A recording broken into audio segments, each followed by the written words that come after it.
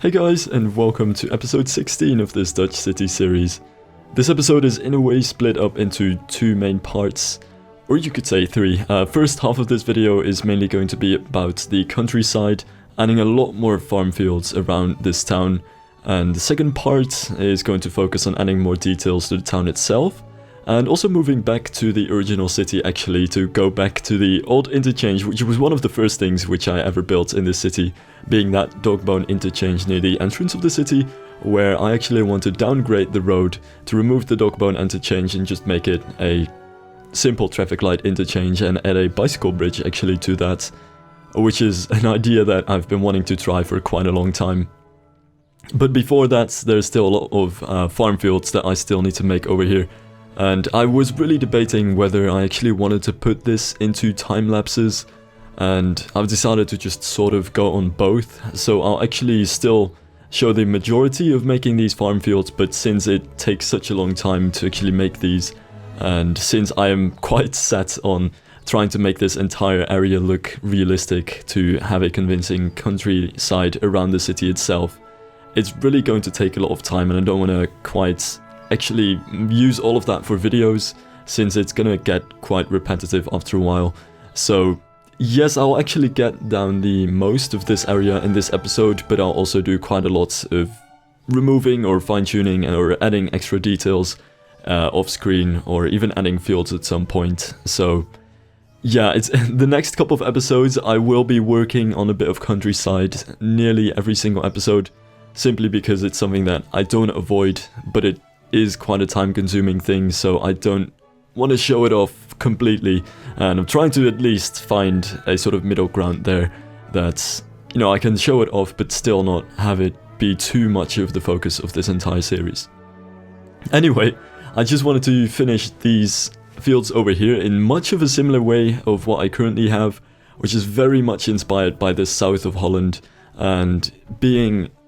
a It's not an as grid-like style of farm fields as you see in some areas, and I feel this is something which I should talk about a little bit more, since I haven't really explained it too much, but there are so many different types of farm or countryside layouts, as I've said in the last episode, and I really want to follow this type, since there are some other types. You have the very long, narrow grassy fields with really just grass where usually cows graze, which you find very much in the center of Holland. There are also the very grid-like styles of areas that are only just very recently reclaimed from the sea or from lakes, which you find in Flevoland or the Beemster, which is very grid-like, almost as American grid-ish, but even the towns in those areas are nearly completely square-shaped, and it is something which I would like to try in the future as well, but definitely not what I am going to go for in this case, because the style that I want to go for here is really what I feel works best for this area, and is also most feasible in city skylines. As much as I would like to get in the very stereotypically Dutch type of grassy cow fields as you see them, with very narrow fields and ditches everywhere, it's just really hard to make it work, especially since there aren't any realistic ditches to do so, and since it's quite hard to actually paints very small strips of land with the exact textures that I would like to use for that type of countryside. So yeah, really, I'll still be going with the more agricultural countryside, with a layout which is in a way quite square-ish and doesn't curve around too much, but still has a bit of a medieval legacy effect where the land is still quite old, and even though over time you have this effect where fields sort of converge because farmers want to exchange fields to make them more efficient, or as they change over time, but still they aren't completely planned in a way that the complete grid fields are. So yeah, that's the type of fields which I want to make here, but I do think at some point in the future it would be nice to actually go into the more grid-like fields. Anyway, about the details that I wanted to place over here, I went absolutely mad with the windbreakers at this point, and I think that's already sort of turned into a running gag on my live stream, but I'm actually going to tone it down on the windbreakers in the future. That's something which I definitely want to do. And don't get me wrong, the windbreakers are pretty important. I do very commonly see them in the Netherlands. Basically, they're the really long lines of trees which you use to break the wind, protect the crops, but it's something which you don't quite see as much as I wanted to place them over here. So that's something I might want to tone down in the future. Also, they're really dense, the ones that I've placed so far, and I may want to just make them a little bit less dense. Now, I think actually these fields over here, which I'm laying down, are the best example of how I think these fields are grid-like, but in a way not completely, since you can quite clearly see that the dikes are of course not completely straight, and there's a river, dead river that is, which I really wanted to have curve around this entire area, and just some places where the road is a bit crooked. But aside from that, you try to like grid your way through that. So it's almost like a limited grid in a sense that there is a general grid and you can see a general style of squares over here, but they have to be limited and confine themselves to the sort of limitations that the already present curvy roads and curvy rivers have. And I think that's really quite clear in this specific area over here, where especially that river really curves around the area and some of the roads just completely go straight through the grid, but the grid at least still tries to find its way through that. I think I actually at some point in the future removed that bridge of the highway, which, yeah, I turned that into a bridge at some point in the future because I was figuring there is no way that I can actually have a dike and just because there is a highway, which is a mistake that I did make a couple of times. And when it comes to this dike, it is really another example of how some of the more older, still left things like the dikes are very curvy and unplanned, and it really just wiggles its way through the surroundings over here, and the farm fields are as straight as you can get them pretty much in that area. And when it comes to the sizes of the farm fields, I think I am quite happy about them. They're still a little bit small though, which is something which I might want to come back to, but I'm really not sure, since it all really also depends on how I'm going to place these farms. Because from this point onwards, this is something which I haven't done so far, but looking back, it was really a better idea to start doing this right from the start,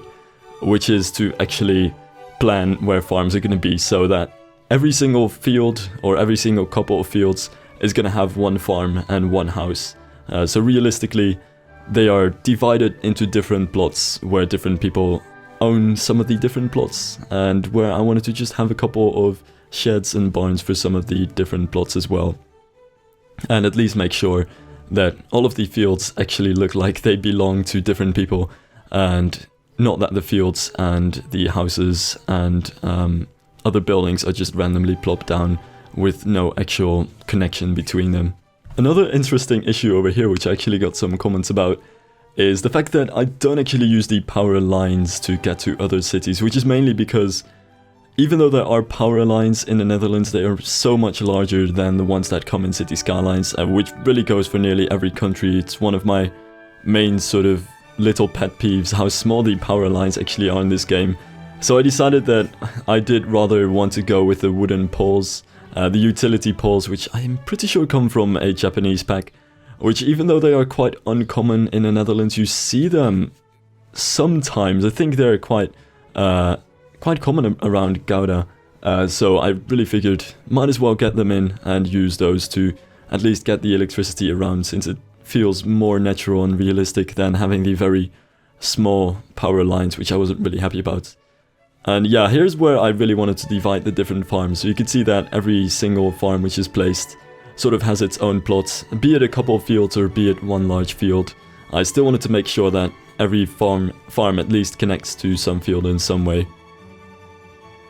Oh, I actually did see that just now that I put two farms in one field. Oh well, that's something I might want to return to in the future. This is actually the first time I saw that. And also wanted to make sure that alongside the dikes and rivers, especially, I still wanted to have quite a lot of houses, which I've gotten some comments about as well, stating that I might have too many houses for the countryside, but I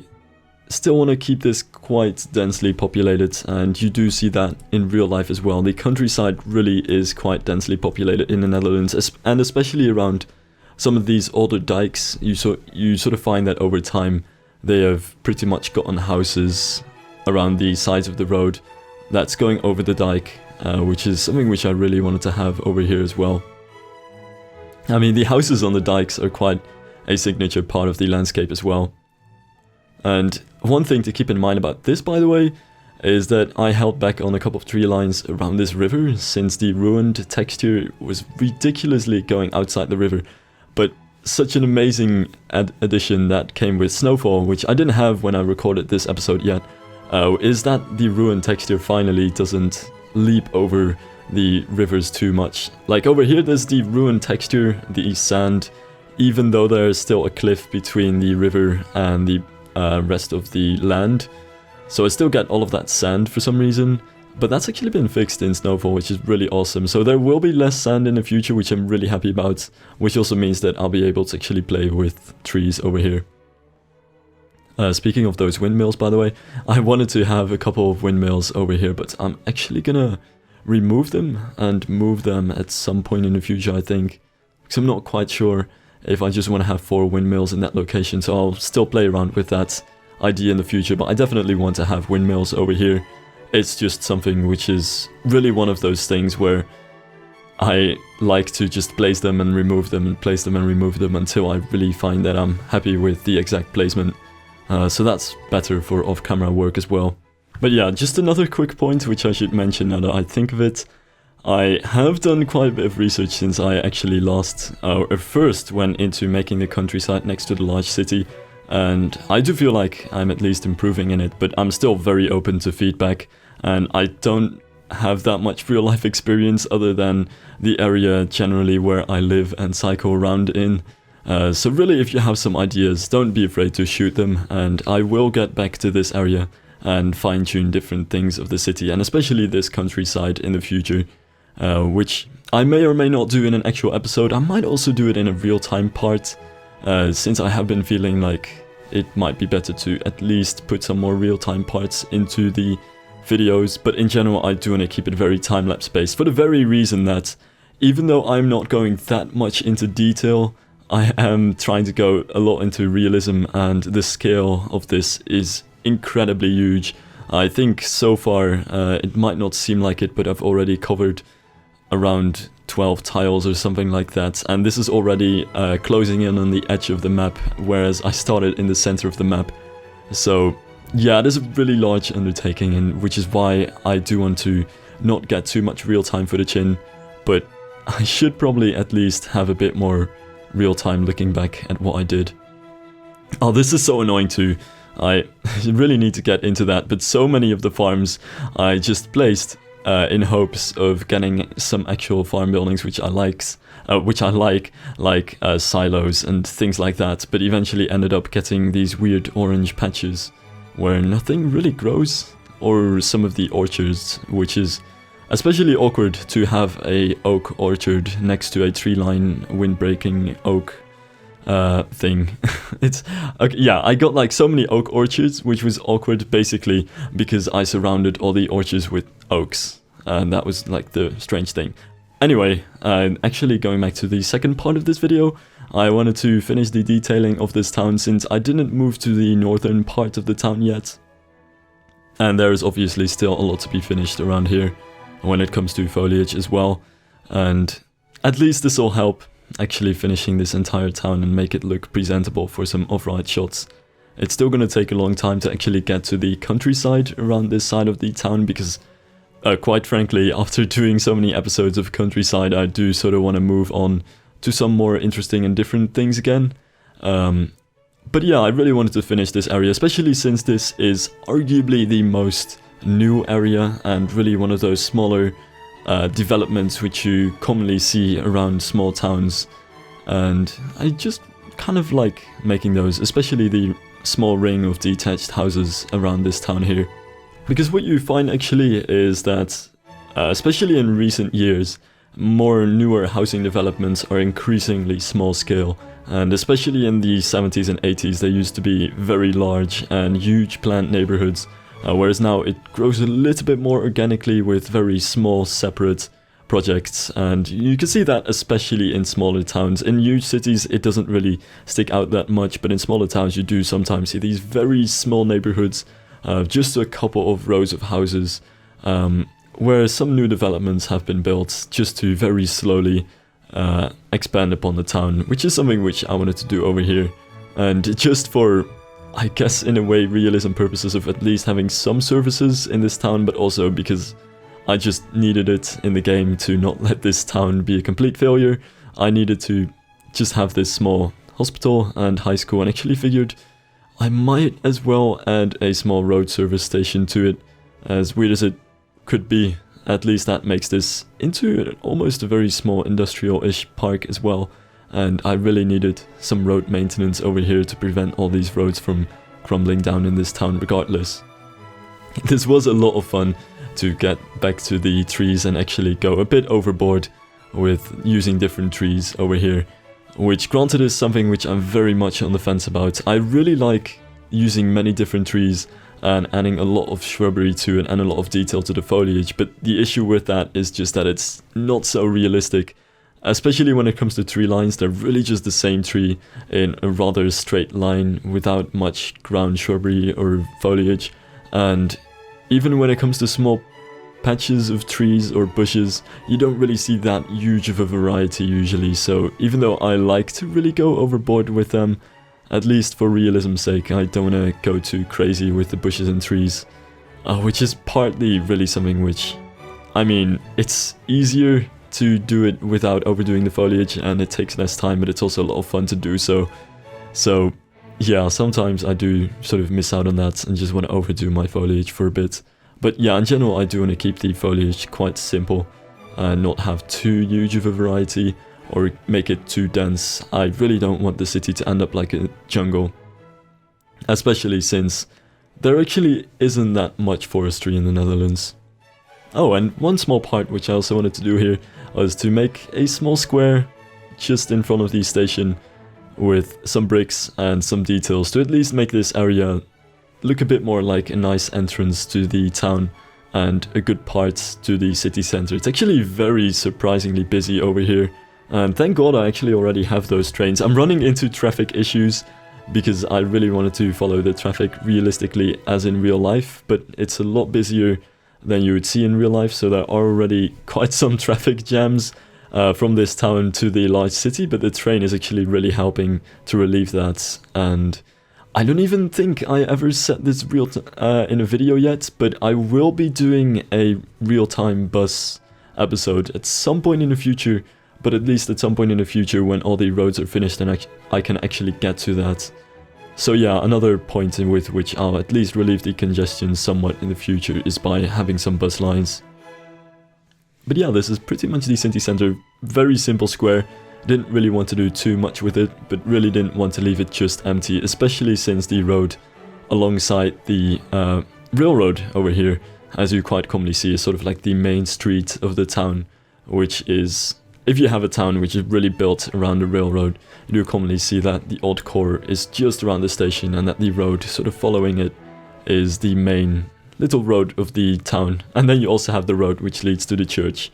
and then you've got the station road and the church road, and that's pretty much all the core that you need in general. And just as a last part, I just wanted to add some more foliage to the area of the football fields, which I also got some responses about, whether it's actually true that it's like one football field per couple thousand people, which I think I actually found that at some point in the past, but I can't really remember it. But yeah, it is definitely something like that. Anyway, when it comes to downgrading this road,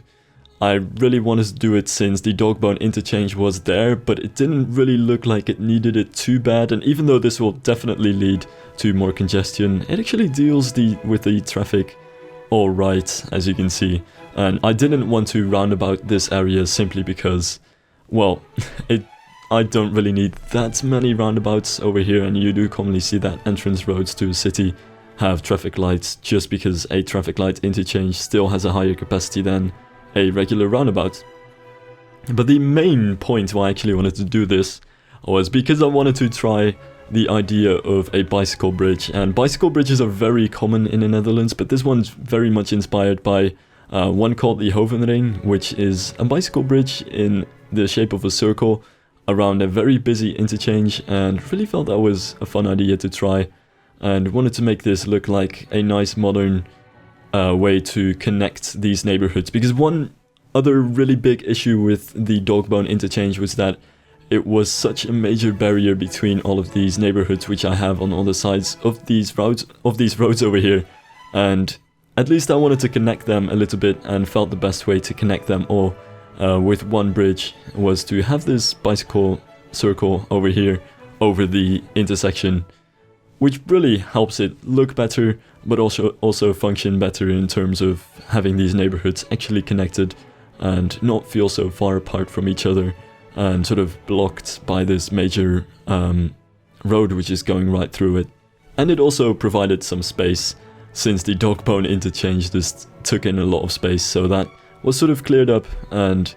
it at least allows me to actually have some apartment blocks over here, which I really wanted to have, since especially around the entrances of cities you do quite commonly see that you have some flat blocks. And on the right side over here I wanted to have some of the older flat blocks, since it is a slightly older neighborhood with still the old red roof houses. And on the left side, which is where the newer neighborhood is, I wanted to have some flats, which also helps that entire neighborhood to have some more flat blocks, because I do feel it was lacking in that respect here. But yeah, that's the general plan for this area. I might dense it up a little bit more in the future, especially alongside this very new part of the neighborhood. There is still a large unused grassland section over there, which is just kind of, I'm not really happy about the way that looks, but I am generally very happy about how this bicycle ring over here turned out, and really want to use bicycle bridges a bit more in the future, since, and this is one major issue, I can't really get as much bicycle culture into this city as you see in the Netherlands, and I have gotten a lot of feedback about, hey, where are your bicycle lanes and all your cycling infrastructure, because this is the Netherlands, so you should have a lot of it. But realistically, I just don't want to do that, since there aren't one lane bicycle lanes, so it's just something which I can't realistically get in, because most of the bicycle lanes in the Netherlands are one way and they go around both sides of a road, and I just can't do that in the game since the one-way bicycle lanes don't exist. Also, it's quite painful that they aren't red. It would be an amazing help if they were red as well, which is impossible because it uses the same texture as the sidewalks. But yeah, that's just wishful thinking and a reason why I'm not using bicycle infrastructure as much. But yeah, that's about it for this episode when it comes to the time-lapse part. But I do still have a flying camera part, which I really wanted to show the town off in.